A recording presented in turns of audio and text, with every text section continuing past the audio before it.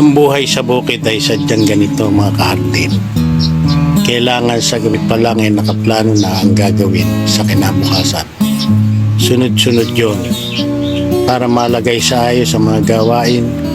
Hindi madali ang trabaho sa bukid, halos ay kaparehas ng trabaho sa opisina na ginagamitan din ng isip at lakas ng katawan, na kapag nagkamali ka at hindi napagplanohang mabuti ay magiging palpak ang kalalabasan.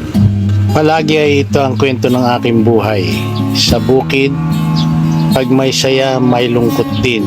Pag may hirap, may sarap ding mararamdaman. Ang sarap na matatawag ay yung kapag namumunga na ang aking mga itinanim.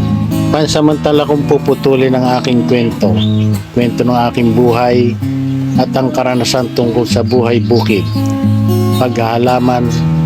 Magkita na lang muli tayo sa isa pang kabanatan mga kahardin.